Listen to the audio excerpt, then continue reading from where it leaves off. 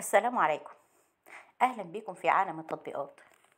لو أنت مهتم بالجديد والمفيد في عالم التطبيقات تقدر دلوقتي تشترك في القناة وتفعل الجرس علشان يوصلك مننا كل يوم جديد ومفيد في عالم التطبيقات، ونقدر نشرح لك كل التطبيقات اللي تهمك في حياتك، سواء كانت تطبيقات محلية أو تطبيقات عالمية، زي تطبيقات العقارات، تطبيقات السيارات، التطبيقات اللي بتسرق بياناتك وبتستنزف حساباتك، وكمان تطبيقات التعارف. النهاردة هنتكلم عن تطبيق انستانت في بي ان. التطبيق ده من أهم تطبيقات الفي بي ان الموجودة على جوجل. انستانت في بي ان بيوفر لك خصوصية جيدة واتصالات سريعة، وده بيسمح لك ان انت توصل للانترنت الخاص بيك بشكل آمن، سواء كنت في رحلة سفر او كنت في عمل. دلوقتي تقدر تستخدمه يوميا وتحصل على تجربة عالية جدا من الانترنت تحمل كم كبير من الأمان والخصوصية. التطبيق ده مساحته حوالي 5.5 ميجا بايت بس، يعني مش هياخد أي مساحة على تليفونك، وحجم عمليات التنزيل ليه أكتر من 50,000 عملية تنزيل تمت للتطبيق، وتقييمه على جوجل 3.8، والتقييم ده يعتبر عالي ويدل على رضا العملاء عن التطبيق.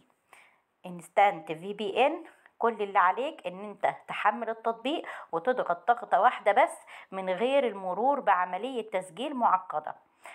في الانستانت في بي ان مش بيحتفظ بالسجلات بأي سجلات مستخدم، وده بيضمن لك الخصوصية الكاملة واتصالك بيفضل سريا.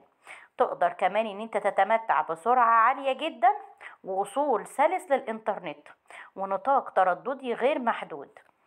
في بي ان انستانت هتقدر تستمتع بخدمة انترنت آمنة، وتقدر تدير اتصالاتك بأمان، وده هيضمن لك حماية بياناتك أثناء التصفح لما تستخدم انستانت في بي ان. أتمنى أكون وصلت التطبيق بشكل سهل وبسيط، ويا ريت بعد تحميل التطبيق كل واحد يقول رأيه في التعليقات، سواء كانت تعليقات إيجابية أو تعليقات سلبية، علشان كلنا نستفيد من التطبيق.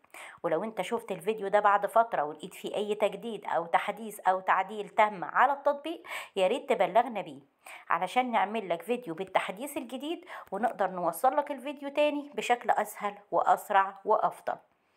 دلوقتي اشترك في القناة وفعل الجرس علشان يوصلك مننا كل يوم جديد ومفيد في عالم التطبيقات، او تواصل معانا على صفحتنا، صفحة مراجع برامج على الفيسبوك. وما تنساش لو اي تطبيق انت محتاج ان احنا نتكلم عنه في القناة اكتب لنا اسمه في التعليقات، واحنا في اقرب وقت هنعمل لك فيديو بالتطبيق الجديد ونشرحه لك بشكل اسهل واسرع وافضل.